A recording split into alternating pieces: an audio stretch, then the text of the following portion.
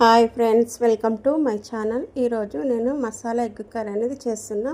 ముందుగా స్టవ్ వెలిగించుకొని ఒక కడాయి పెట్టుకోండి. కడాయి హీటెక్కిన తర్వాత అందులో కొద్దిగా ఆయిల్ వేసేసుకోండి. వేసుకున్న తర్వాత కొద్దిగా పసుపు వేసుకోండి. నేను ముందుగా గుడ్లని ఉడకబెట్టుకొని కాట్లు పెట్టుకొని ఆ నూనెలో కొద్దిగా ఫ్రై చేసుకుంటే సరిపోతుంది. మరి ఎక్కువ ఫ్రై చేస్తే బాగుండదు, లబ్బర్గా ఉంటుంది. కొద్దిగా ఫ్రై చేస్తే సరిపోతుంది. అవి ఫ్రై చేసుకొని పక్కన పెట్టేసుకుందాం. పక్కన పెట్టుకున్న తర్వాత అందులో ఇంకా కొద్దిగా ఆయిల్ వేసేసుకొని ముందుగా కట్ చేసి పెట్టుకున్న ఉల్లిగడ్డలని వేసేసుకోండి. వేసుకొని 1 నిమిషం పాటు మగ్గించుకోండి. కొద్దిగా మగ్గిన తర్వాత కట్ చేసి పెట్టుకున్న 2-3 పచ్చిమిరపకాయలు, కరివేపాకు, పుదీనా అన్నీ వేసేసుకోండి. వేసుకొని ఒక 2 నిమిషాల పాటు మూత పెట్టుకొని మగ్గించుకోండి.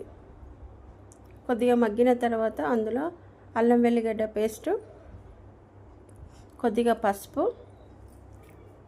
కొద్దిగా ఉప్పు వేసేసుకొని కలుపుకోండి. ఎందుకంటే ఉప్పు వేయడం వల్ల తొందరగా మగ్గిపోతుందని ఉప్పు సరిపడంత అయితే ఇప్పుడే వేసేసుకొని 1 నిమిషం పాటు మగ్గించుకుంటే సరిపోతుంది.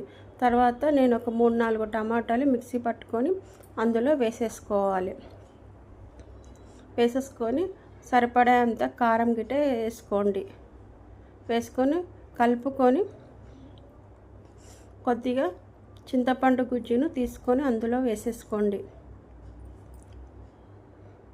అందులో కొద్దిగా ధనియాల పొడి, జీలకర్ర పొడి,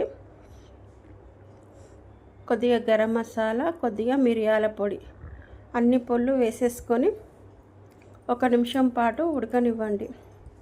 ఈ మసాలా కర్రీ అనేది చాలా టేస్టీగా ఉంటుంది. ఈ విధంగా ఒకసారి చేసి చూడండి, మీకే నచ్చుతుంది. మనము టమాటా మిక్సీ పట్టుకొని వేసుకున్నాం కదా, అది కొద్దిగా పులుపు అంతా ఉప్పు కారం అంతా మంచిగా దగ్గరికి అయ్యేదాకా ఉడికిన తర్వాత మనం ముందుగా వేయించుకున్న గుడ్లని అందులోకి వేసేసుకోండి. వేసేసుకొని ఒక 2 నిమిషాల పాటు ఉడికించుకుంటే నూనె అనేది కొద్దిగా మీదికి తేలుతుంది. ఎగ్ మసాలా అనేది రెడీ అయిపోయింది ఫ్రెండ్స్. ఒకసారి ఇలా ట్రై చేసి చూడండి, మీకే నచ్చుతుంది.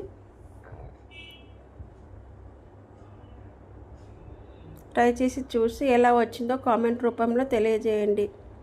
లైక్ చేయండి, షేర్ చేయండి, కామెంట్ పంపండి ఫ్రెండ్స్. నచ్చితే మీ ఫ్రెండ్స్కి, మీ ఫ్యామిలీ మెంబర్కి షేర్ చేయండి. చూసిన